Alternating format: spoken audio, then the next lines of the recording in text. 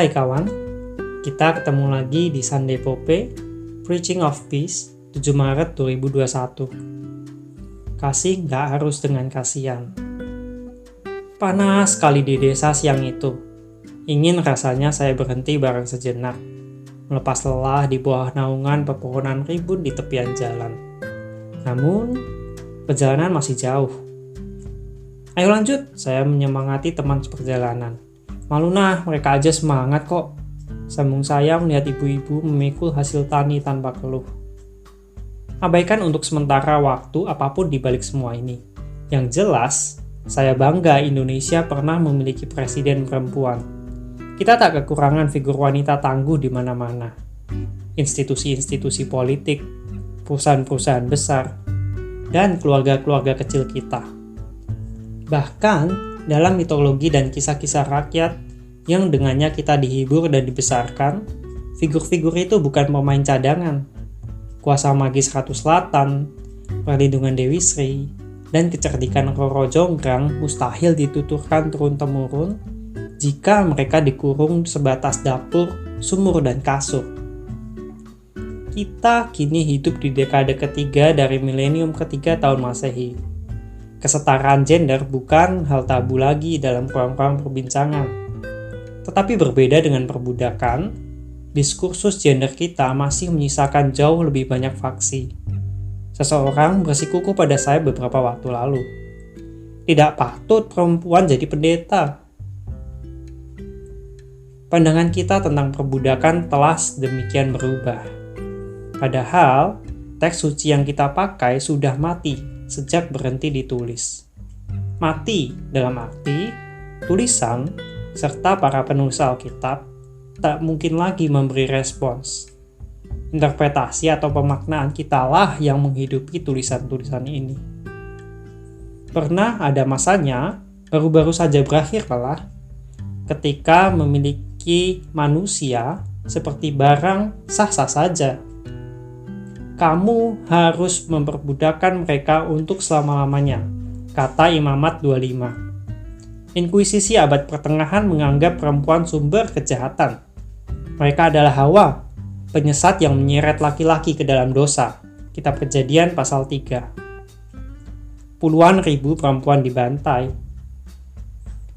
Sama persis dalam kita menggumulkan kedudukan pria dan wanita. Bahkan identitas gender di luar definisi biner itu.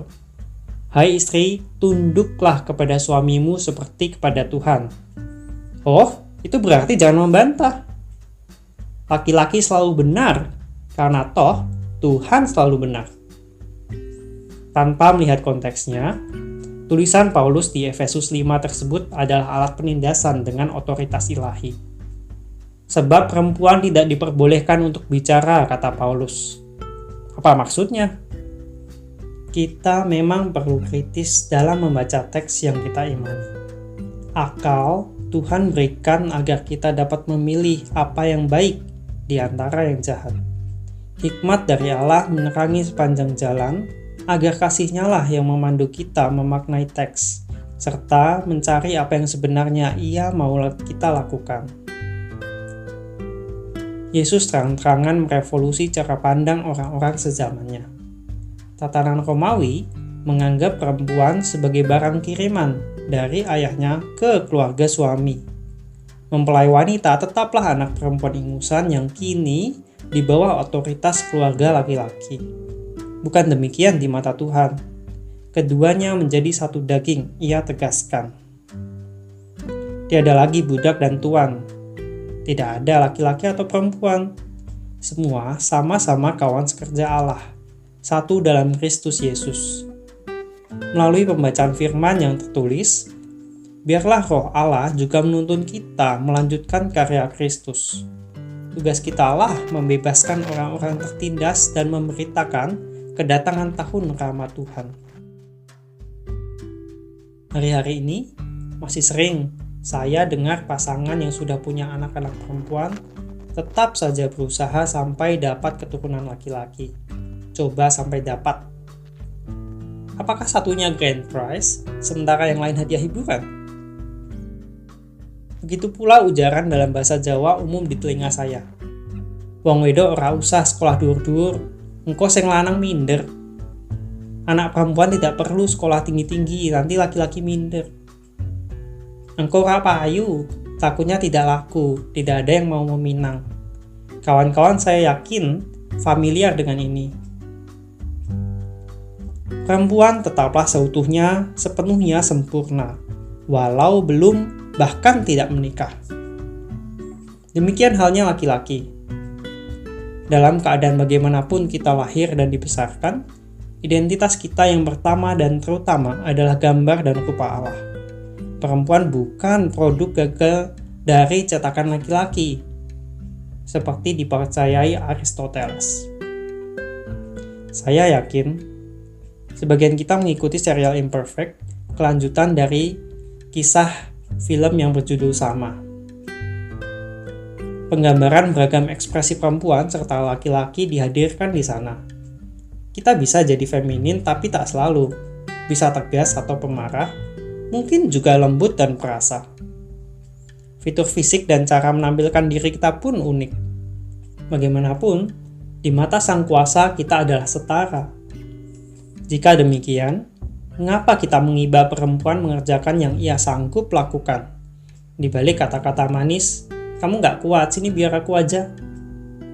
Atau terima-terima saja diupah lebih rendah, hanya karena pria yang perlu cari nafkah, wanita ban serep sajalah. Kita perlu terus bergerak dalam semangat kemajuan, seperti Yesus kerjakan. Tak cukup dengan kita merenungkan semuanya, kalau perkosaan masih kita pikir sebagai salahnya perempuan yang berpakaian terbuka.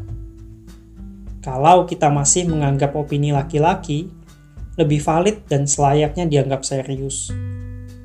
Kalau maunya hidup di dunia, di mana perempuan yang penting bisa masak dan ngomong anak.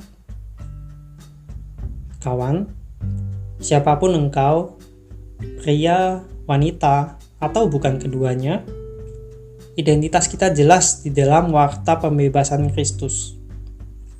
Barang siapa melakukan kehendak Allah, dialah saudaraku laki-laki, dialah saudaraku perempuan, dialah ibuku.